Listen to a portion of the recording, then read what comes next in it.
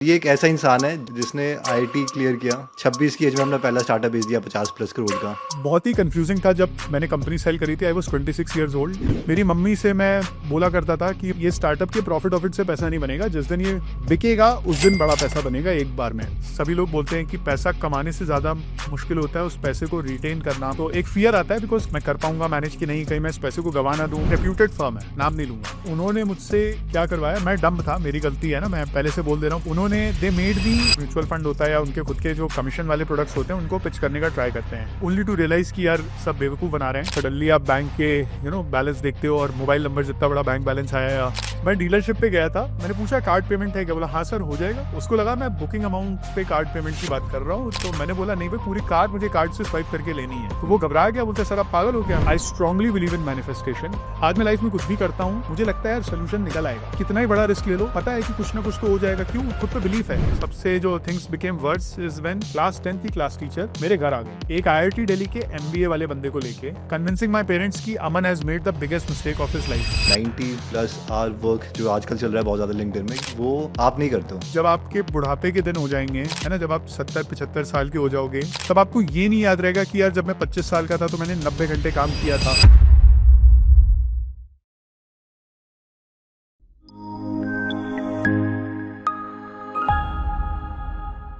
Okay, तो just before starting the podcast, आप में से जितने भी लोग हैं जिन्हें स्टॉक मार्केट इन्वेस्टिंग में इंटरेस्ट है, उनके लिए एक छोटा सा अपडेट है कि जो शुभम है वो संडे को एक वेबिनार कर रहे हैं। तो जिन्हें नहीं पता शुभम के बारे में, शुभम 29 की एज में फाइनेंशियली फ्री हो गए थे, इसलिए अमेजॉन यूएस की जॉब छोड़ के वो बैंगलोर इंडिया शिफ्ट हो गए और एक फुल टाइम इन्वेस्टर बन गए। तो अगर आप इस वेबिनार में इंटरेस्टेड हैं और शुभम के एक्सपीरियंस से सीखना चाहते हैं तो इसका लिंक हमने डिस्क्रिप्शन और फर्स्ट कमेंट में दे दिया है। एनीवे, स्टार्ट करते हैं इस अमेजिंग पॉडकास्ट से। अमन, अभी आपकी लिंक्डइन की एक पोस्ट थी, बहुत फेमस हुई, जिसमें आपने लिखा था कि I don't wake up at 5, I don't take cold showers and I don't read books. और ये एक ऐसा इंसान है जिसने आईआईटी क्लियर किया, आईआईटी बॉम्बे कंप्यूटर साइंस, जो कि सबसे डिफिकल्ट है वहाँ पे लेने के लिए। 26 की एज में अपना पहला स्टार्टअप बेच दिया 50+ करोड़ का, और अभी उसकी करंट स्टार्टअप की वैल्यू 100 CR+ है। और ये एक हम्बल फैमिली से आते हैं। तो और जहाँ की आई थिंक आपकी मंथली जो इनकम थी अंकल की, वो that was close to 25 to 50,000। या आई मीन पापा का छोटा एक बिजनेस था कानपुर में, पीवीसी पाइप्स फिटिंग का ट्रेडिंग बिजनेस। तो वही 40-50 हज़ार रुपये महीने का, मतलब it's not a very small amount but it's not a big amount as well. So देखिए, थोड़ा कुछ लोगों ने पोस्ट को मतलब मुझे डिटेल में लिखना चाहिए था, शायद पॉसिबल नहीं होता है हर बार डिटेल में लिखना, बट कुछ लोगों ने पोस्ट का गलत इंटरप्रिटेशन भी किया है। देखिए, हैबिट्स का लाइफ में बहुत बड़ा इंपॉर्टेंस है हर इंसान की लाइफ में, बट जो थंब रूल्स बताए जाते हैं ना कि ये नहीं करोगे तो तुम्हारा नुकसान हो जाएगा, मैं उसको ब्रेक कर रहा हूँ। दो अलग अलग चीज़ें, एक है कि भाई हैबिट्स फॉलो करनी चाहिए, बिल्कुल करने चाहिए, बट ऐसा नहीं है कि हैबिट्स नहीं फॉलो करेंगे तो आपको बिल्कुल सक्सेस नहीं आएगा। वो मेरे पोस्ट से that was my purpose to convey. तो उसका मतलब आपके केस में आप ये फॉलो करते हो कि नहीं? बिल्कुल करता हूँ मैं कई बार, मतलब मेरे कई चीज़ों के हैबिट्स हैं।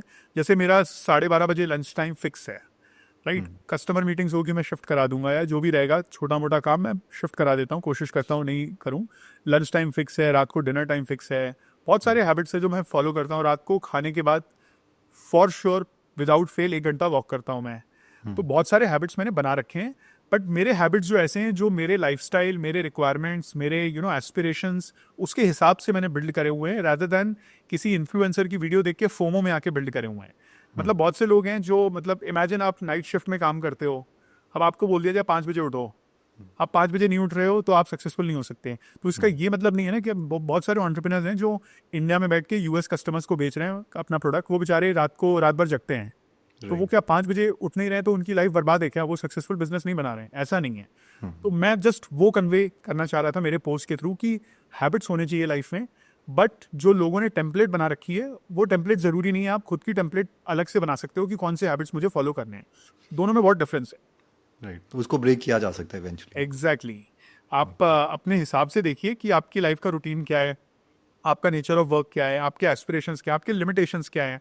कोई नाइट शिफ्ट वाला इंसान 5 बजे नहीं उठ सकता, दैट्स अ लिमिटेशन, राइट। सो उस टाइप की चीज़। जैसे आप स्टूडेंट हो तो ऑफकोर्स, मतलब जो मैंने लिखा ना कि मैंने बुक्स नहीं पढ़ी हैं, ऑफकोर्स यार कॉलेज में बुक्स पढ़ी थी, बट कॉलेज से निकले 7-8 साल हो गए हैं। उसके बाद मैंने बुक्स पढ़ने का ट्राई किया और मुझे रियलाइज़ हुआ कि यार अगर आप कोई भी सेल्फ हेल्प बुक उठाओ, वो पहले 2-3-5 पेजेस में उसका एसेंस कन्वे हो जाता है।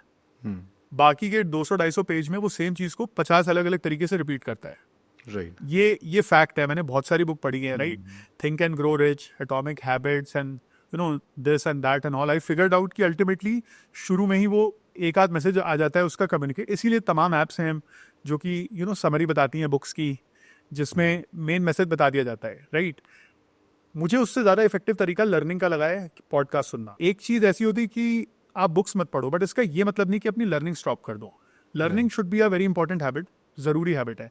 बट जो फोमो लोगों ने बना रखा है ना कि बिल गेट्स हफ्ते की एक बुक पढ़ता था, आप नहीं पढ़ोगे तो आप जिंदगी में फेलियर हो, वैसा गलत है। मैं बिल्कुल बुक्स नहीं पढ़ता हूँ, बट Right. मेरे लर्निंग के अदर सोर्सेज हैं जिसको मैं रिलीजियसली करता हूँ। मैं दिन का 1 या 2 पॉडकास्ट तो जरूर सुनता हूँ। मैं दोपहर को टाइम निकाल के एक पॉडकास्ट तो लगा ही लेता हूँ किसी भी तरीके से। 45 मिनट्स 1 आवर का है, पॉडकास्ट निकाल लिया, वॉक कर लिया, तो मेरे स्टेप्स कंप्लीट हो जाए। जैसे मेरा 9000 स्टेप्स का रोज का हैबिट है, क्योंकि मुझे वॉक करना है। 10,000 उसको रीच करने की कोशिश कर रहा हूँ। 8 से चालू किया था, 9 किया, 9 से 10, एंड कैलोरी काउंटर है, 500 कैलोरीज की मैं कोशिश करता हूँ हिट करने की। तो हैबिट्स उस टाइप के होने चाहिए जो आपकी रिक्वायरमेंट्स को मीट करें, rather than blanket habits. That was the idea. Got it.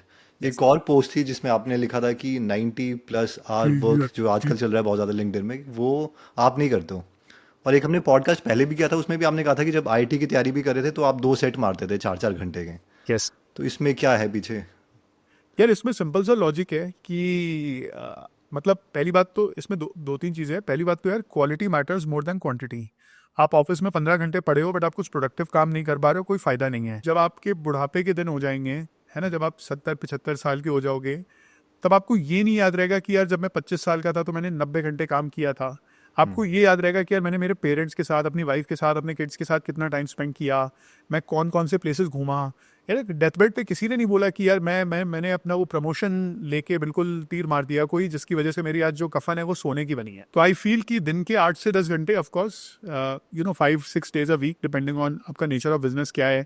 आप एक बड़े मेच्योर कंपनी में काम कर रहे हो तो हफ्ते के 5 दिन काफ़ी हैं। बड़ी कंपनी है, एक आध एम्प्लॉय 1 आध घंटे कम काम कर रहे हैं, कोई फर्क नहीं पड़ता।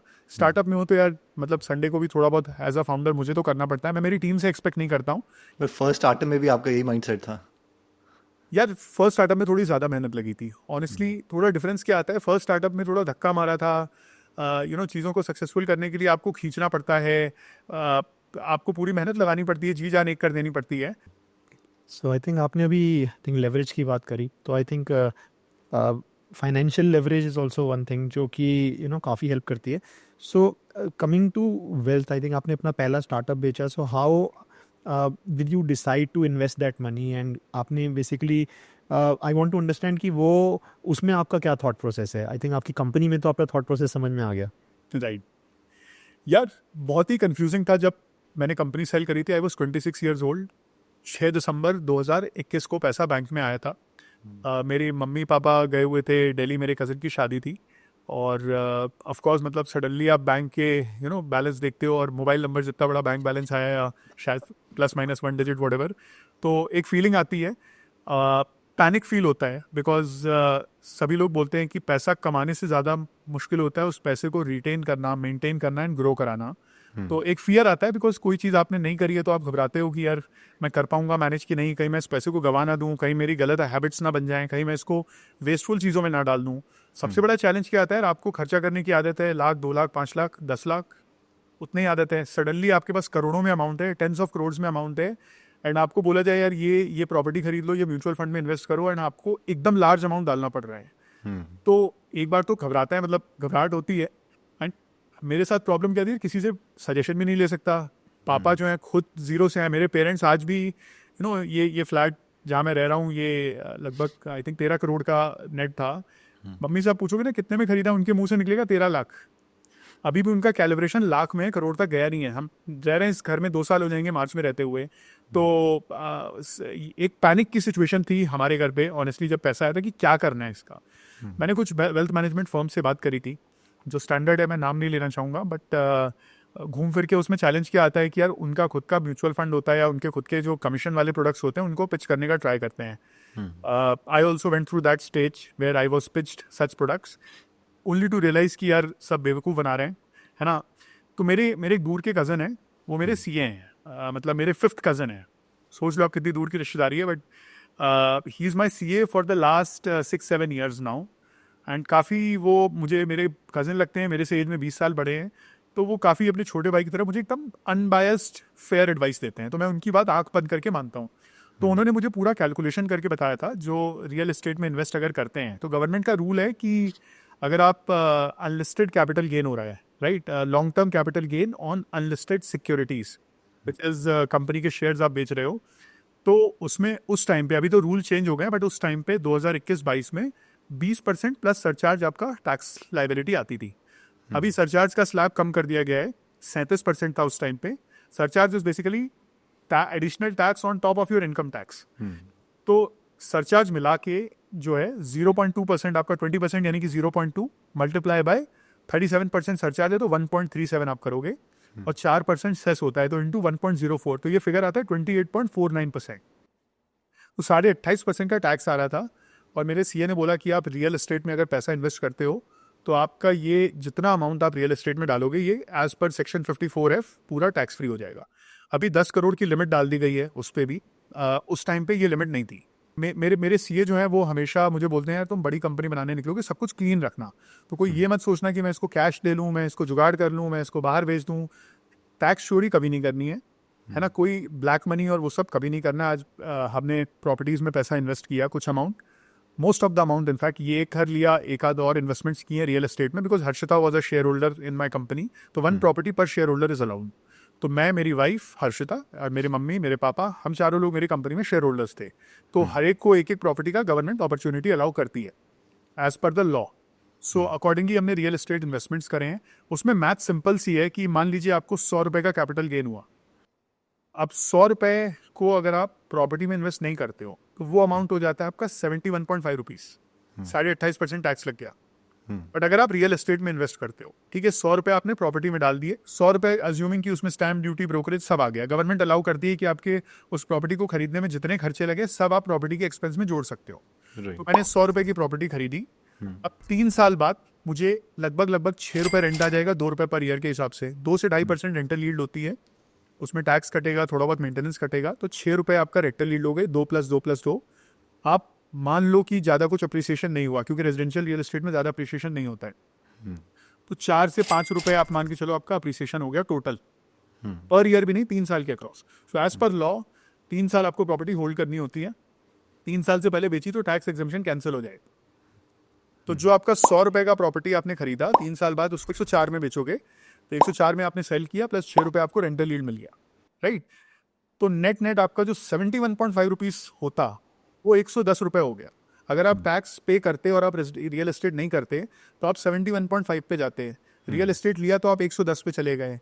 तो 3 साल में 71.5 से 110 पहुंचना है, तो लगभग आपको 17% CAGR लगेगा पोस्ट टैक्स। गारंटीड CAGR आना चाहिए 17% for you to match the real estate returns, right, on this in this situation. तो कीपिंग दैट इन माइंड कि 17% is a great return in a way, तो for me it made sense कि भाई पैसा मैं पे करके टैक्स ना डाल के मैं रियल एस्टेट में पैसा डालूं, मेरा नेट ज़्यादा पैसा बने। जितना आपका पैसा आया था मतलब उसमें से आपने कितना इन्वेस्ट किया था इसमें रियल एस्टेट में? ज़्यादातर मैंने 3 प्रॉपर्टीज़ ली हैं, 80% अमाउंट प्रॉब्ली रियल एस्टेट में डाल दिया था। 30-40 CR। यस। तो इसमें आई थिंक एक्विटी के ऊपर आपका क्या व्यू है? आई थिंक जैसे आपने बताया मेजॉरिटी, आई थिंक अभी तो जैसे पहले 3 साल तो आप बोल सकते हो Yes. कि डेफिनेटली या वो लॉक इन है, उसमें बेनिफिट हो रहा है, but in general I just want to know your views. नहीं, I am a big believer of equity यार, मैं तो बिजनेस ओनर हूँ यार, मतलब इक्विटी में ही बिलीव करता हूँ और किसी चीज़ में बिलीव ही नहीं करता। सो मतलब जितना एक्स्ट्रा पैसा था, जो जैसे 80% रियल एस्टेट में डाला, बाकी कुछ मैक्सिमम इक्विटी में पड़ा है। लास्ट के 2-3 साल में जितना सैलरी आई, जो भी कमाया, सब most of the money went into equity only. SIPs हैं तो ग्रो करेगा ही कंट्री। तो जो इंडेक्स फंड्स हो गए या जो भी अच्छे म्यूचुअल फंड्स है, अगेन नाम नहीं लेना चाहूँगा, बट कुछ सर्टेन जो रेप्यूटेड फंड हाउसेज हैं उनमें मैंने इन्वेस्ट किया हुआ है। SIPs हैं, कुछ लमसम इन्वेस्ट करे थे, मार्केट में छोटे मोटे फॉल आते हैं, जैसे अभी मार्केट इस समय गिरा हुआ है तो छोटा मोटा लमसम अमाउंट और एक्स्ट्रा डाल दिया, दैट्स दी अप्रोच। FDs में पैसा डाला हुआ है, स्टेबल इनकम आ जाती है, कभी कुछ खरीदना है, कभी कुछ मेरे डाइट का थोड़ा मेडिकल इशू रहता है, हेल्थ इशू का, तो मेडिकल ट्रीटमेंट वगैरह के लिए पैसे चाहिए, तो हाई यील्ड सेविंग्स अकाउंट हैं, कुछ बैंक्स में जो 7-7.5% सेविंग्स में इंटरेस्ट रेट देते हैं। सिंपल पोर्टफोलियो है, मतलब मैं आपको अगर बताऊं तो large amount in real estate including the primary residence where I am staying, some amount in the second one is the some amount in the money I put in PMS, so one of my friend क्या, वो mentor है, मेरे से as में double है वो, and वो पूरा स्टॉक ब्रोकिंग सिक्योरिटीज इंडस्ट्री में वो कई साल रहे हैं। तो उन्होंने मतलब he was a customer of mine, उनको मैंने अपना प्रोडक्ट बेचा था। तो फिर वो वहाँ से निकल गए जिस ब्रोकिंग कंपनी में वो काम करते थे, और उन्होंने आप एक वेल्थ मैनेजमेंट फर्म ज्वाइन कर ली, वेल्थ मैनेजमेंट ही PMS फर्म, पोर्टफोलियो मैनेजमेंट। तो फिर उनसे बात हुई एंड ट्रस्ट था, मैंने उनको कुछ पैसे दे दिए और अच्छा रिटर्न आ रहा है, 23% CAGR since Inception. They invest in listed stocks, है ना, mid cap large cap BSE 500 के जो स्टॉक्स हैं उसमें लिस्टेड कंपनीज में इन्वेस्ट करते हैं। फिर आपका म्यूचुअल फंड्स में पैसा है, फिर आपका FDs में है, सेविंग्स अकाउंट में कुछ पैसा है, NPS PPF में पैसा है, थोड़ा बहुत गोल्ड है। गोल्ड इज एज इन की मतलब gold not as an investment proper, but like मेरी वाइफ के पास, मदर के पास थोड़ा बहुत ज्वेलरी जो भी एज पर लॉ परमिसिबल है उसके हिसाब से है। कैश मिनिमम रहता है, जितने एक्सपेंसेस पॉसिबल होते हैं, आपका क्रेडिट कार्ड या बैंक अकाउंट से UPI और वो सब डायरेक्ट चलता है। That's a broad breakdown of portfolio. Equity is a large component and real estate कभी मैं फ्यूचर में अगर if I sell I will move that to equity. I am a big believer of making money through equity. यार equity में फायदा ये है आपका जब तक आप बेचोगे नहीं टैक्स नहीं लगेगा, राइट, और पैसा लिक्विड होता है, कभी भी आप चाहो रिडीम कर सकते हो। रियल एस्टेट में टैक्स आपको ऑप्टिमाइज करना है तो ठीक है, अच्छा उससे पैसा बच गया, बट आप सोचोगे अप्रिशिएट करे बहुत अच्छा, तो वो इक्विटी को बीट करना मुश्किल है। So any mistakes that you did over the last few years, like I'm talking about money mistakes that you feel that मतलब उसमें कुछ अलग कर सकते थे यार, यहाँ पे कुछ गड़बड़ कर दिया, कुछ गलती कर दी? आपने बहुत अच्छा टॉपिक क्वेश्चन पूछा है। I was about to make a very big mistake. I had made the mistake but I timely corrected it. So without naming I went with a wealth management firm.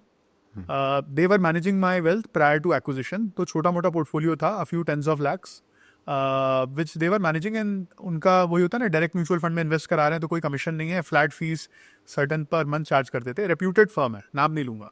सो वही wealth management firm के साथ मैंने फिर आगे decide किया कि यार इन्हीं के साथ थोड़ा बहुत कंटिन्यू करते हैं। सो उन्होंने मुझसे क्या करवाया, मैं डम्ब था, मेरी गलती है ना, मैं पहले से बोल दे रहा हूँ बिफोर कमेंट्स में पता चला लोग मुझे जज करें। उन्होंने they made me invest in real estate on a home loan and told कि जो पैसा है वो आप इक्विटी में डालो। तो उसने पूरी मैथ्स दिखाई कि भाई 8-8.5% जो भी उस टाइम 6.5% इंटरेस्ट रेट था होम लोन का, 2022 की मैं बात कर रहा हूँ अर्ली, एंड इक्विटी रिटर्न 12 से 15% होती हैं। तो सुनने में तो अच्छा लग रहा है कि यार पैसा एनीवे इन्वेस्ट करना है तो इधर टैक्स एग्जम्पशन मिल जाएगा, उधर होम लोन ले लेंगे और इन इक्विटी में इन्वेस्ट करेंगे। एंड बीच में इंटरेस्ट रेट 2% बढ़ गए, 6.5 से वो रेपो रेट जो भी जहाँ पहुँचा, बट होम लोन के रेट 9% टच कर गए थे, 9-9.25%। तो of course that was a big mistake I made. To make matters worse, उन्होंने क्या किया, मेरे जो बैंक है उससे कोलैबोरेट कर लिया बिहाइंड द सीन्स।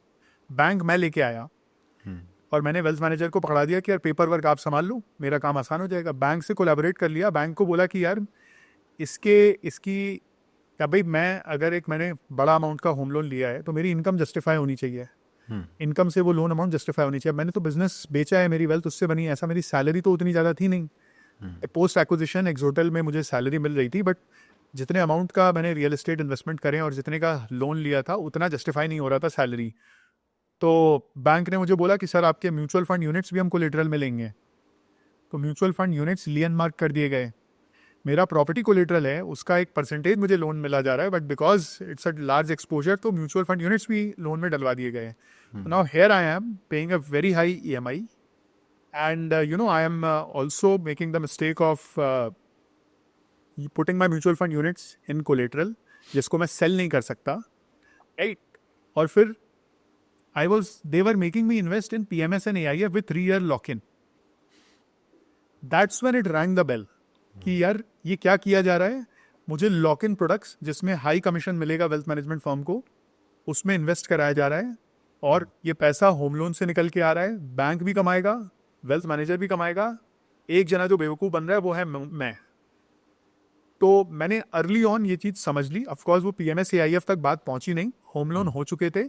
तो मैंने फटाक से फिर before too much money got invested on all, market जो थोड़ा करेक्ट हुए थे 2021-2022 में, फिर म्यूचुअल फंड लिक्विडेट करके होम लोन मैंने पे ऑफ कर लिया। So I was about to make a big mistake, but मैंने वो मिस्टेक को कवर अप कर लिया। और उसमें होता क्या है, देखो अगर आप मैथ्स बैठाओगे यू मे आर्ग्यू कि अमन आपके इतने परसेंट एक्स्ट्रा बन जाते, 2, 5, 3%, whatever. But reality is that when every month a large amount of EMI gets debited from your account, and you don't have that much of salary, at that time no mathematics can save you. EMI कटता है, दर्द होता था कि bank वाला मेरे से interest कमा रहा है. स्पेशली अर्ली डेज में आप भी जानते हो वो इंटरेस्ट कंपोनेंट सबसे ज़्यादा लार्ज होता है जो स्टेटमेंट वगैरह आता है. तो before I paid a lot of money, before I bled a lot of money, मैं इक्विटी में इन्वेस्ट करना by borrowing money is the worst investment you can make. Basically I think आपने अभी पीछे बोला था कि don't spend your energy on saving, focus on creating wealth.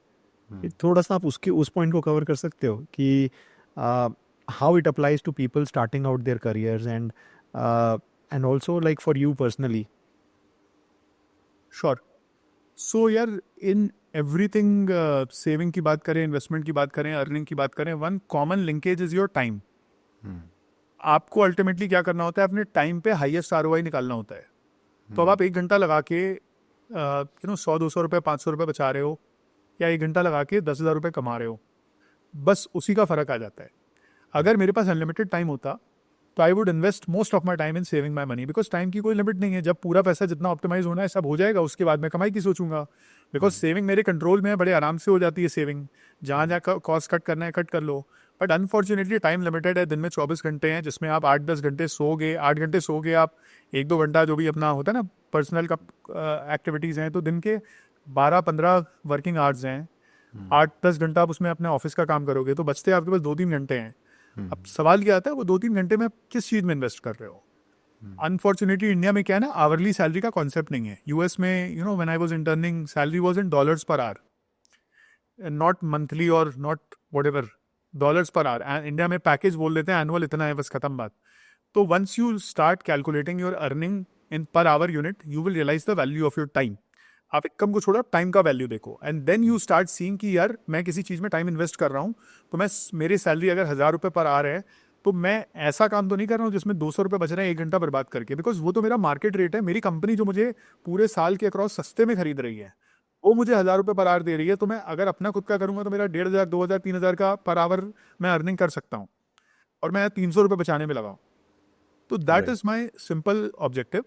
अगर आपके पास टाइम अनलिमिटेड हो, save every penny you can, but time is limited. Spend it in increasing your income, and I am telling you it is easier to increase your income than to save money beyond the point. तो आप earning increase करो, you focus on improving your skills, focus on building the right connections with people, and trust me, once you learn the template of earning more money, it just becomes easier. So 10x1 versus 1x10. So I will save my time, save my mental energy, and earn more money. In your case, Aman, what is the template? Yeah, I try to. I have certain thresholds beyond which I say कि यार ठीक है, जाने दो यार, 1-2 हज़ार रुपये, 5,000 रुपये के लिए दिमाग नहीं लगाना है. हो रहा है खर्चा, होने दो. राइट. पहले मैं ओला और ऊबर दोनों का प्राइस चेक करता था, किस में कैब सस्ती है, 50 रुपये सस्ती है, ये बुक करो. अब मैं दिमाग नहीं लगाता, जो ऐप देखी क्लिक करके बुक कर ली. राइट. तो यही है, मतलब एक थ्रेशोल्ड आप मेंटेन कर लो, जिस विच इज़ माय टेम्पलेट, कि एक थ्रेशोल्ड के नीचे के एक्सपेंसेस का सोचना नहीं है, एक थ्रेशोल्ड के ऊपर के एक्सपेंसेस है तब आप सोचो. आई थिंक ये थिंकिंग मॉडल ना सबके साथ ही काम करता है. तो now what we try to do is कि मतलब एक बैंक अकाउंट अलग ही रख लो स्पेंडिंग का. एक बार उसमें पैसे डाल दो, उसी से खर्चा जाएगा. अगर उससे ज़्यादा डालने की कोशिश हो रही तो इस पैकेट को खोलो, वरना खोलने की जरूरत ही नहीं है. मतलब वहीं पे हो जाएगा, वन वेरिएबल. ये बेटर भी है, पता है क्यों? मैं तो उल्टा करता हूँ. मेरा जो मेन अकाउंट है वो एक बैंक में है जिसमें हाई यील्ड सेविंग्स का रेट आता है. उस अकाउंट में मैंने यूपीआई, क्रेडिट, डेबिट कार्ड कुछ नहीं डाला हुआ है, बिकॉज ये इतने फ्रॉड्स हो रहे हैं. मुझे तो मतलब मैं पढ़ा लिखा हूँ, बट फिर भी होता है ना, पढ़े लिखे लोग भी डिजिटल अरेस्ट और कहाँ कहाँ आ जाते हैं. वो अकाउंट ऐसा है, उसमें कुछ ऑप्शन ही नहीं है. नेट बैंकिंग, मोबाइल बैंकिंग के अलावा कुछ नहीं है. कोई डेबिट कार्ड नहीं है, कोई यूपीआई नहीं है. उसमें हाई रेट आ रहा है, उसमें पैसा जो सरप्लस है पार्क्ड है. मेरा जो मेन अकाउंट है वो नॉर्मल से बैंक का है, उसमें 25-30 हज़ार रुपये रखे रहते हैं, जो होते हैं छोटे मोटे यूपीआई और ऑटो रिक्शा लिया या इधर से उधर जा रहे हैं, बस दैट्स इट. उतने एक्सपेंसेस हैं, और इसमें ख़त्म हुआ तो उसमें पैसा उधर से ट्रांसफ़र कर लिया. सेम टेम्पलेट मैं फॉलो करता हूँ. वो अकाउंट जो मेन वाला है, उसके बैंक का क्रेडेंशियल किसी को देना ही नहीं है. कोई बोलता है कौन से अकाउंट में पैसा चाहिए, ये जो 25,000 बैलेंस वाला है, यही दे दिया कि ले भाई, ये इसका यूपीआई आईडी ले ले, इसका बैंक डिटेल ले ले, इसमें पैसा दे दे. तो हमारी टेक्निकल टर्म्स में इसको फायर वॉलिंग बोलते हैं. ये तो सेविंग का टेम्पलेट है. मनी मेकिंग टेम्पलेट क्या है? यार, I have unlocked one thing कि इंडिया में more than your product and technology, what matters is distribution. how much you have, how मतलब you can build a better product than what we have built, but because we own the customer relationship, because the customer trusts us, they will buy from us. In Right. large companies, people care more about their jobs than their promotion. उनको ये रहता है मेरी नौकरी ना चली जाए, promotion ऊपर नीचे हो रहा है कोई दिक्कत नहीं है, कंपनी है 8-10 लाख रुपए महीना दे रही है, मेरा रिटायरमेंट यहाँ सेट है, तो मुझे कुछ ऐसा काम नहीं करना है जिससे मेरा जॉब खतरे में आ जाए. प्रमोशन नहीं हो रहा है कोई बात नहीं. That's the observation which I have for most of the customers in our industry. Of course senior level पे बात अलग होती है, but I am telling you at the middle management level, that's how people think. So ये we figured out, so which means कि we don't have to be the best software provider. We have to be the most reliable software provider. You understand the difference? That is why I'm sitting in Mumbai, because my customers are in Mumbai. Bangalore वाला जब तक airport पहुंचेगा मैं BKC पहुंच जाऊंगा, lower Parel पहुंच जाऊंगा मेरे कस्टमर ऑफिस पे. आप रात को 9 बजे मुझे कॉल करोगे तो मैं बोलूंगा सर आपका ऑफिस बंद है, बताओ घर किधर है, मैं आ जाता हूँ, आपको कुछ डिस्कशन करना है, कुछ जानना है. तो giving that comfort to the customer and owning that customer relationship is my playbook to earn money. I can build more and more products. I can go to same set of customers and say, "Ki look, boss, here is another product that I have built. Would you be keen to buy?" I'm damn sure over 50% of my customers will say, "Ki yes, Aman, we will be happy to buy it." Others may have a better product, but जितना मुश्किल मेरे लिए होता है ना cell करना मेरे customer को 6 महीने का सेल्स साइकिल है, उतना ही मुश्किल कस्टमर के लिए दूसरे से खरीदना है. अंडरस्टूड. Yes. बट इसके अलावा भी अगर हम सेविंग वाली साइड जाएं तो आपने क्रेडिट कार्ड्स वगैरह यूज़ करके काफ़ी अच्छी अच्छी डील्स ली है पीछे, जैसे आपने कार्ड्स वगैरह भी खरीदी थी, वो क्या स्टोरी है? Yeah, so I use, नाम ले सकता हूँ क्रेडिट कार्ड का? हाँ हाँ हाँ. So I'm a big fan of HDFC Infinia credit card. One of the best credit cards. I swipe it everywhere. जहाँ भी मुझे खर्चा करना होता है Infinia का अगर स्वाइप हो गया तो मेरा प्रॉब्लम सॉल्व है. 3.33% रिवॉर्ड रेट आता है, 150 रुपये पे 5 रुपये कुछ देते हैं, विच इज़ 3.33% फ्लैट. और अगर आप and 1 reward point is 1 rupee. That's the best part. और उसमें कैप नहीं है कोई? कैप वैप कुछ होगा, मतलब वो करोड़ों रुपए पे लाखों रुपए का कैप है. मेरा उतना करोड़ों का खर्चा नहीं है ऑफकोर्स महीने का, मतलब आई थिंक कुछ 50 lakh reward points per month या समथिंग कैप है उतना. मतलब फॉर एट 3.33% आपको बहुत ज़्यादा खर्चा करना पड़ेगा to be able to cross that milestone, and उतना क्रेडिट लिमिट भी नहीं देते हैं वो लोग, right. So what I have done with that card is कि मैं उसको सब जगह उसी कार्ड को यूज़ करता हूँ, HDFC Infinia क्रेडिट कार्ड को. And when they give you reward point, उनका एक स्मार्ट बाय पोर्टल है. There if you book flight tickets और होटल्स, उसमें you can pay up to 70% via reward point. So मैं और मेरी वाइफ लास्ट ईयर टर्की गए थे, कुछ 85,000 का राउंड ट्रिप टिकट था, 70% रिवॉर्ड पॉइंट से पे हो गया, 27,000 का पड़ा था 2 लोगों का round trip. Just giving an example, बहुत सस्ता पड़ता है ये उससे. होटल्स वगैरह बुक करने हैं, अभी हम लोग लास्ट वीक महाबलेश्वर गए थे लास्ट वीकेंड, मैं मेरी वाइफ, तो कितना 34,000 का होटल था, हमने 10,000 रुपये पे करे थे, 10,700 कुछ समथिंग अमाउंट आया था, बिकॉज 70% वाया रिवॉर्ड पॉइंट्स. जो अमाउंट आप पे करते हो, 100 रुपये का होटल है, 70 रुपये आपने रिवॉर्ड पॉइंट से पे करे, 30 रुपये जो आपने पे करे हैं इस पे भी 3.33% मिलेगा आपको, क्योंकि ये तो आप अपनी जेब से पे कर रहे हो पहला. अब उसमें अगर आप होटल बुकिंग कर रहे हो तो वो 3.33 का 10 टाइम्स देते हैं, यानी कि 33.33% देते हैं. इसमें कैप है 15,000 पर मंथ का. और अगर आप फ्लाइट बुक करते हो तो जो 70% आपने रिवॉर्ड से पे करा है, जो बाकी 30 रुपीज़ आप अपनी जेब से पे करें, उसमें 16.67% वो आपको फिर से रिवॉर्ड पॉइंट देते हैं. 5 times accelerated reward point, 5x and 10x. Hotels पे 10x, फ्लाइट्स पे 5x, और जो एक्सेलरेटेड रिवॉर्ड्स हैं इस पे 15,000 पर मंथ की लिमिट है. तो मेरे पास इन्फिनिया है, मेरी वाइफ के पास इन्फिनिया है, तो दोनों का मिला के अच्छा खासा लिमिट हो गया. तो मतलब it's the most effortless card. I have tried other cards, उसमें माइल्स ट्रांसफ़र करो, ये मैरियट का बॉनवॉय और वो फलाना, मुझे वो सब समझ में नहीं आता है. I am, as I said, I look for ROI on my time. Simple सा कार्ड है, स्वाइप किया 3.33 आया, और होटल या फ्लाइट बुक करनी, जो कि हमारा बहुत कॉमन रहता है. हम लोग, मैं और हर्षिता काफ़ी ट्रैवल करते हैं, घूमने में अच्छा लगता है अलग अलग प्लेसेस विजिट करना, तो उधर एक्सेलरेटेड पॉइंट्स मिल जाते हैं, उससे हमारा सारे खर्चे निकल जाते हैं. तो मैंने कार जो आप बोल रहे हो, I purchase like I swiped Hyundai की वेन्यू खरीदी थी, उसमें पूरा कार्ड स्वाइप करा था. कितने लाख का स्वाइप किया था? मैं डीलरशिप पे गया था, और उसको लगा कि ये बंदा, मैंने पूछा कार्ड पेमेंट है क्या, बोला हाँ सर हो जाएगा. तो उसको लगा मैं बुकिंग अमाउंट पे कार्ड पेमेंट की बात कर रहा हूँ, तो मैंने बोला नहीं भाई, पूरी कार्ड मुझे कार्ड से स्वाइप करके लेनी है.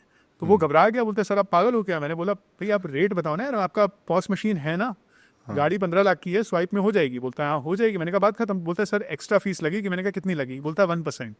तो 15 लाख पे 15,000 एक्स्ट्रा मांग रहा था. मैंने नेगोशिएट करा के उसको 10,000 में पटा लिया. मैंने कहा देखो पूरा पेमेंट कर रहा हूँ एक बार में, तो आप कुछ तो डिस्काउंट दो. तो उसने 10,000 में मान गए, तो 10,000 मैंने पे करे. 15 लाख का 3.33% यानी कि 50,000 रिवॉर्ड पॉइंट्स मिल गए, तो मेरा 40,000 का स्ट्रेट अवे फायदा हो गया, right? I hope I did the maths right, 15 lakhs का 3.33% इज 50,000, 10,000 आई पेड हिम, 40,000 का प्रॉफिट। बाय द वे, मैंने कार्ड जो स्वाइप किया 15 लाख मेरे बैंक में पड़ा हुआ है, मुझे तो 1 महीने बाद उसको पे करना है बैंक को, तो मेरे पास इंटरेस्ट आ रहा है। ऑफकोर्स वो पैसा मुझे पता है कि खर्चा तो होगा ही, बैंक को मुझे बिल तो पे करना ही है, बट 1 मंथ का इंटरेस्ट है, अगर आप 7-8% का आपका इंटरेस्ट है, 7% के savings account are quite common, तो 0.6% पर मंथ आपको इंटरेस्ट मिल रहा है, तो इफेक्टिव रिवॉर्ड रेट आप निकाल सकते हो, you can do the maths, it's quite good. So फिर मैंने सेकेंड कार खरीदी थी, उसमें मर्सिडीज में देयर इज़ अ लिमिट, तो 21.5 lakhs मैंने कार्ड स्वाइप करा था उसमें, उनका 20 लाख का लिमिट है और 1.5 लाख का बुकिंग अमाउंट था, मैं दोनों में स्वाइप मारा था 21.5, मुझे अच्छे खासे रिवॉर्ड पॉइंट मिल गया, उसी से मेरी टर्की की ट्रिप की फ्लाइट्स फ्री हो गई। पर इसमें यूपीआई वगैरह से अगर पेमेंट करनी हो तो वो इन्फिनिया से नहीं होगी। नहीं, वो क्रेडिट ऑन यूपीआई आपका उस पे है, रुपे कार्ड्स पे, इन्फिनिया इज वीज़ा का। यूपीआई मैं छोटे मोटे ट्रांजैक्शन पे यूज़ करता हूँ ऑफ कोर्स, बट जहाँ पॉसिबल है 150 रुपये के ऊपर का है तो Infinia it's the best card. I mean there are other cards as well, but as I said optimise for time, इसमें रिवॉर्ड रिडेम्पशन काफ़ी एफर्टलेस है। मैंने एक और कार्ड लिया था, उसमें मेरे डैड का मेडिकल प्रोसीजर था, तो मैंने कार्ड पेमेंट किया because it was a large amount of money, he doesn't have insurance unfortunately. उसमें रिवॉर्ड पॉइंट्स मिले थे, मुझे 1.5-2 साल लग गए उसके रिवॉर्ड पॉइंट्स रिडीम करने में, बिकॉज उनके कार्ड डी वैल्यू हो गया, फिर मैरियट बॉन्वॉय में उसको ट्रांसफ़र करना पड़ा।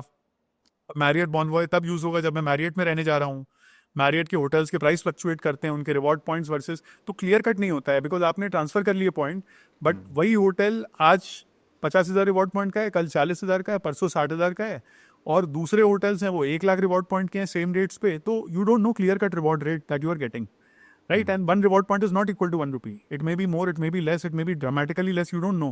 So उस सेंस में मुझे इन्फिनिया बेस्ट लगा, और क्रोमा वगैरह पे आप स्पेंड करोगे तो गिफ्टर के वाउचर्स यूज़ कर सकते हो आप, that is again 5 times accelerated reward point, तो 15% टाइप आपको उसमें मिल जाता है। मैंने ये OnePlus Open खरीदा था, पूरा भर के वाउचर्स लेके गया था मैं। आई थिंक आपने पीछे जैसे पोस्ट भी डाला था टैक्सेस से रिलेटेड ना, जो टैक्सेस हैं वो मेडिसिन में ज़्यादा है, जो जीएसटी है, उसके बारे में कोई इनपुट माइट भी कुछ इम्प्रूवमेंट हो उससे। यार सो मेरे डैड उनका he is a patient of blood cancer and I pay for his cancer medicine every month, and the medicine 1 dose cost 2.22 lakh rupees, जो मैंने बिल भी अपलोड किया था, उसमें जीएसटी चार्ज हो रहा है करीब 25,000 रुपये या जो भी जीएसटी है। Now think about it, I can afford, बड़ा अमाउंट है बट भगवान की दया से पैसा कमाया, I can afford and I am willing to afford, I am not bitching about it, not complaining about it, but imagine there are people who would have lost lives because they can't afford this medicine, and GST and or rather whatever is the added tax, it just makes it worse.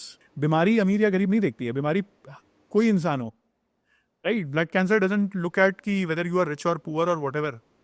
So that as much as people were saying कि rich people should pay their taxes, the reality is on these kind of taxation which is GST, right? Which are indirect taxes.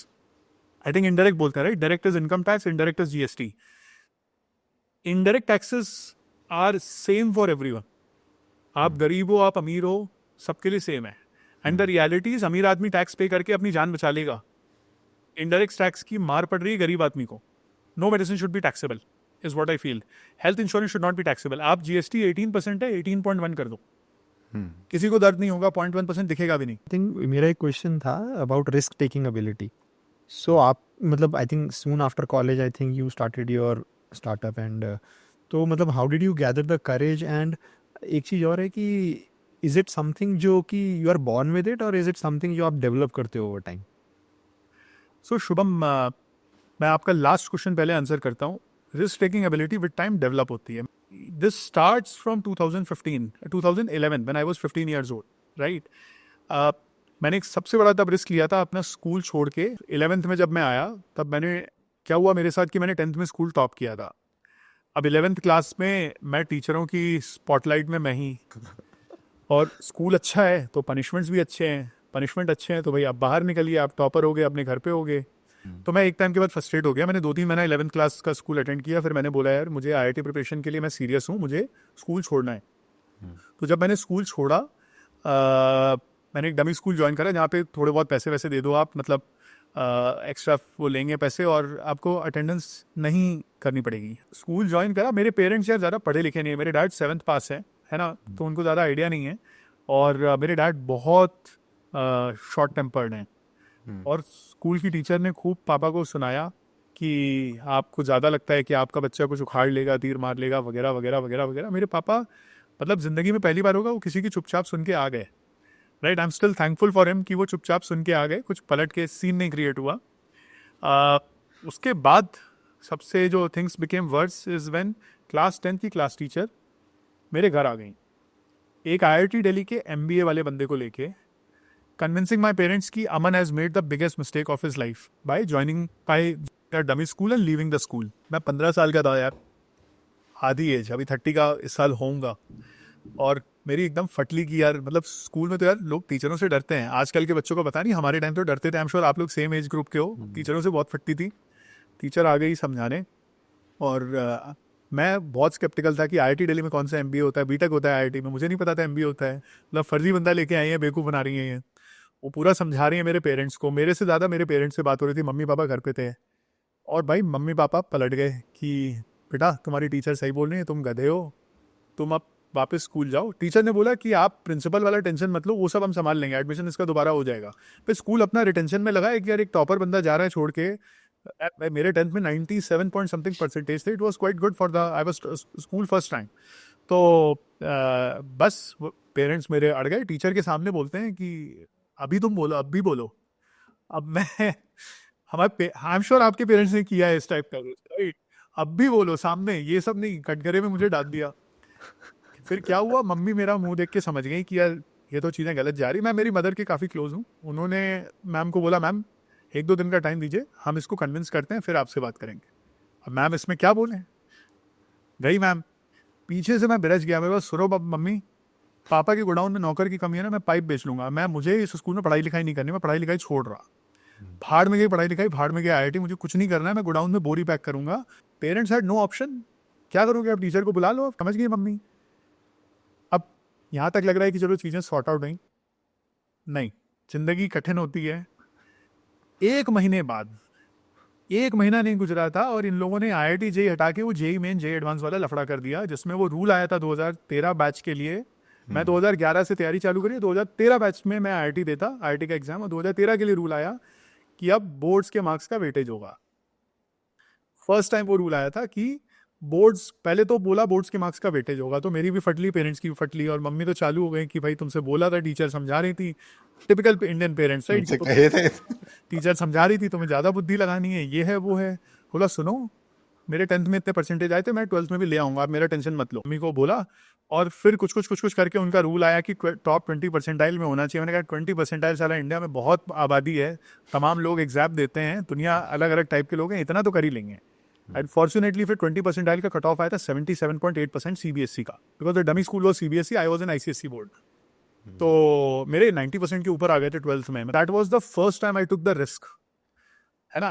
15 साल की उम्र में मैंने एक बड़ा risk लिया, parents के अगेंस्ट जाके। क्लास, मतलब वीरेंद्र स्वरूप एजुकेशन सेंटर का आप कानपुर में आज भी नाम लोगे तो लोग बोलते हैं यार शर्मिला नंदी मैम चलाती हैं उस स्कूल को, बहुत रिस्पेक्टेड स्कूल है, मतलब उनका एक ऑरा था, राइट। 2013 में JEE में मेरी ऑल इंडिया रैंक 33 आई थी, JEE एडवांस में। It paid of big time, मतलब पूरा लाइफ करियर, क्या कई जनरेशन बदल गई थी उस दिन, जिस दिन JEE का रिजल्ट आया था। Everybody knew, my parents new, my family new कि अब हमारी किस्मत बदल चुकी है। So that risk paid of.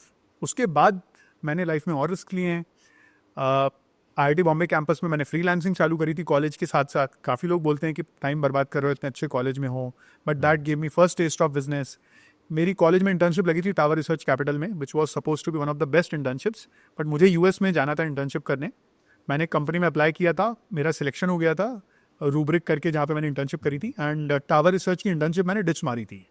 तो लोगों ने बहुत बोला था कि भाई, क्योंकि कॉलेज का रूल है अगर कैंपस से जो इंटर्नशिप लगी उसको डिच करोगे आप, प्लेसमेंट में रेज्यूमे के टॉप पे लिख के आता है unprofessional behaviour during internship season. I was like कि मैं इंटर्नशिप जा रहा हूँ, मैं प्री प्लेसमेंट ऑफर लेके आऊँगा, मुझे नौकरी की जरूरत नहीं होगी, कॉलेज प्लेसमेंट में मैं बैठूंगा ही नहीं। मैं मेंटली US गया था प्लान करके कि जॉब लेके आनी है, college placement is not an option for me, because unprofessional behaviour during internship season के बाद no company is going to shortlist my resume. That was another risk which paid off. I got an internship pre-placement offer from Rubrik US, Rubrik India, and last of course ये था कि मैंने जो business चालू किया college के final year में, which was the biggest return that I ever got on any of my investments. आज मैं लाइफ में कुछ भी करता हूँ, मुझे लगता है यार सोल्यूशन निकल आएगा। कितना ही बड़ा रिस्क ले लो, पता है कि कुछ ना कुछ तो हो जाएगा। क्यों? खुद पे बिलीफ है, खुद का ट्रैक रिकॉर्ड है। दुनिया को नहीं दिखाना है, खुद के लिए बोल रहा हूँ, खुद का ट्रैक रिकॉर्ड है, अपने लिए बनाया, अपने आप को अपनी नज़रों में उस लेवल पे पहुंचाया है कि यार कुछ तो हो गया है, कर लिया है। Of course some of the risk have not paid off. Startup चालू किया था, मेरा को फाउंडर एग्जिट हो गया था। उस टाइम मैंने फिर से रिस्क लिया कि को फाउंडर गया तो क्या हुआ, मार्केट अच्छा है, मार्केट पे बेट लेते हैं, चलाते हैं, चलेगा, इस मार्केट में पैसा बनेगा। That paid of. So these kind of things keep on happening. It's like FD versus equity. This is like small cap क्या माइक्रो कैप हो गया। High risk high reward game है बिजनेस। आप रिस्क लोगे, कभी पैसा आधा हो जाएगा, कभी डबल हो जाएगा, चलता रहेगा लाइफ में। By and large it should grow. Understood. तो Amal, you believe in manifestation कि यार ये मैं सारा मतलब कहीं ना कहीं पहले देखा हुआ था हर चीज़ को कि ये चीज़ होगी, पूरी होगी? यार ये आपको याद होगा, हमारे लास्ट एक पॉडकास्ट में भी हमने काफ़ी इस पर डिस्कशन किया था। ये मेरे लिए बहुत इंटरेस्टिंग टॉपिक है, manifestation. There is a book called Think and Grow Rich, and एक और बुक है The Power of Your Subconscious Mind. Both books are very very very important reads. और मैंने कॉलेज में पढ़ने की कोशिश करी तो मुझे समझ में नहीं आई थी बोलना क्या चाह रहा है। बाद में दोबारा पढ़ी, बाद में समझ में आया। Right, so I strongly believe in manifestation. For anything to happen today, it has to happen in your mind 5 years earlier. मैंने आपको लास्ट टाइम एक एग्जांपल बताया था जो मैं फिर से बताना चाहूँगा। जिस घर में आज मैं रह रहा हूँ, 2013 अगस्त में मैं IIT कैंपस के पास एक एरिया है पवई हीरानंदानी, काफ़ी पॉपुलर एरिया है। एंड उस टाइम ये एरिया में घूम रहा था। आप शायद जो लोग फोटोज़ देख रहे हैं, सॉरी ये पॉडकास्ट देख रहे हैं, ज़रूर फोटोज़ को गूगल सर्च करिएगा। काफ़ी सुंदर सा बनाया हुआ ये एरिया है। एंड उस टाइम मैं एकदम इम्प्रेस हो गया यार कि यार क्या शानदार जगह है। मतलब कभी पैसा कमा लेंगे तो ज़िंदगी में ऐसी जगह रहेंगे। ये अगस्त 2013 की बात है। आज भी मेरे फेसबुक पे फोटो अपलोडेड है, मैं आपसे लिंक शेयर कर दूंगा, आप ज़रूर विजिटर्स को दिखाएं। राइट। मैंने एक फ़ोटो खींची थी जिसमें एक बिल्डिंग उस फोटो के सेंटर पे है, और मुझे बहुत पसंद आई थी बिल्डिंग की। कभी इस बिल्डिंग में घर लेना है। जून 2022 हमारे इस घर की रजिस्ट्री भी है उसी बिल्डिंग में। इसके अलावा कोई और एग्जाम्पल जो आपको लगता है यार ये भी? बहुत एग्जाम्पल्स हैं यार। जो मैं अभी करंटली बिजनेस चला रहा हूँ, सॉरी जो पिछला बिजनेस था कॉग्नो AI, वो स्टार्टअप पूरा प्लान था, है ना। We never raised money in that startup. We took that startup to $1 million। We sold it to a larger company. All of that was manifested. मेरी mummy से मैं बोला करता था कि मम्मी ये प्रॉफिट मत देखो। सो आई यूज टू टेल हर कि ये स्टार्टअप के प्रॉफिट से पैसा नहीं बनेगा, जिस दिन ये बिकेगा उस दिन बड़ा पैसा बनेगा एक बार में। हमने पूरा प्लान करा था हर्षित और मैंने कि ये स्टार्टअप को एक स्टेज पे ले जाएंगे, फिर उसको सेल कर देंगे, उससे पैसा बन जाएगा, उस पैसे को इन्वेस्ट करके फाइनेंशियल लाइफ सॉर्ट हो जाएगी, फिर कुछ बड़ा बिजनेस बड़ा गेम खेलेंगे। Which is why we have raised institutional capital from Matrix Partners, which is Z47, they have renamed it this time. क्योंकि एक इंस्टीट्यूशनल वेंचर, एक institutional investor, they give you a lot of exposure, they give you the right access to other founders, जिनके playbook से, जिनके journey से, past experiences से आप सीख सकते हो। Because they, if I can use that word, they force you to think big. Right. They make you think bigger in life. They don't want you to build another $1 million profitable business which you will sell for a few tens of crores or whatever. उनके पैसे नहीं बनेंगे because right उनसे partner करने का game ही है कि यार बड़े फंड से पार्टनर करो ताकि बड़ा पैसा बनाने का थॉट प्रोसेस बिल्डअप हो। तो मेरा ये कंपनी जो मैं बना रहा हूँ, मतलब आगे टाइम बताएगा क्या होगा क्या नहीं होगा, कितना सक्सेसफुल होगा, कितना चलेगा नहीं चलेगा। But of course the objective is कि यार इसको एक बड़ी लेगेसी बनानी है। I am not building it for another acquisition.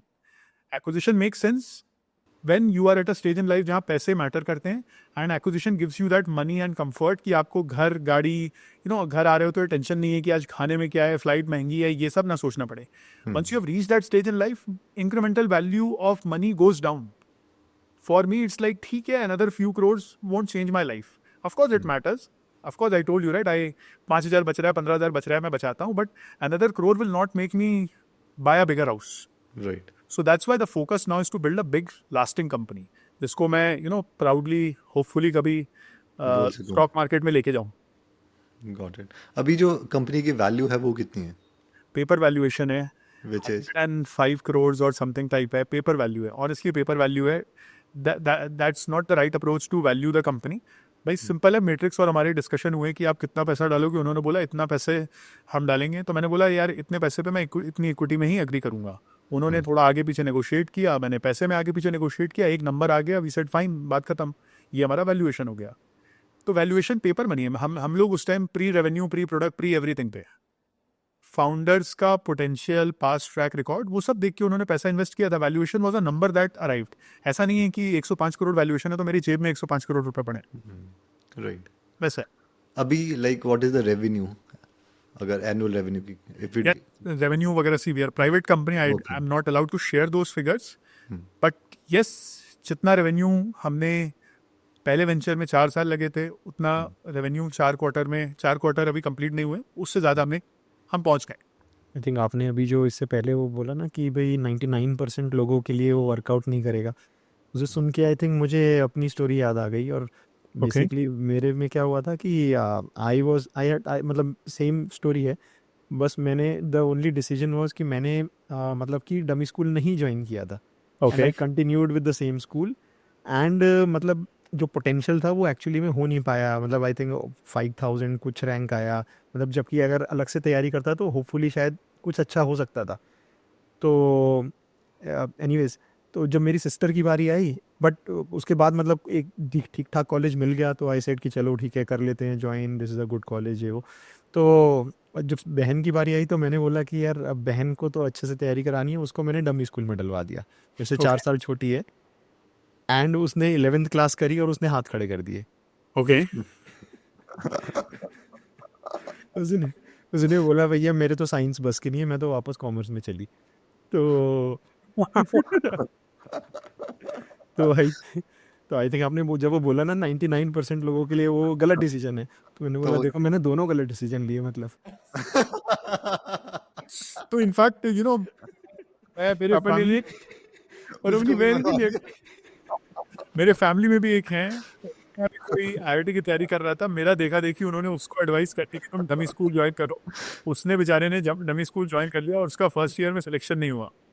Second year fortunately उसने ड्रॉप लेके कुछ करके खींच तान के कर लिया. बट एक ब्लैंकेट एडवाइस दे दी कि देखो इसने डमी स्कूल किया, इसको ज़्यादा टाइम मिल गया. लॉजिकल बात भी है कि भाई तुम भी डमी स्कूल कर लो, तुम्हें भी ज़्यादा टाइम मिलेगा. बट वो केस भूल गए कि अगर तुम्हारा ज़्यादा टाइम का तुम सही से यूटिलाइज नहीं कर पाए, सिलेक्शन नहीं हुआ, तो फिर the risk is very high. Because boards exam में भी आप गए, तो फिर जो आपको और कॉलेजेस मिल सकते थे वो भी गए आप. हाँ, तो वो तो है. मतलब मुझे आज तक ताने सुनने को मिलते हैं कि भाई इसके चक्कर में मेरी 11th खराब हो गई थी और मुझे साइंस करवा दिया. वो डिसीजन जो है वो खुद से ही आने चाहिए, क्योंकि अपना मतलब पता ये- होता है अंदर. ये बहुत अच्छी चीज़ आपने बोली है.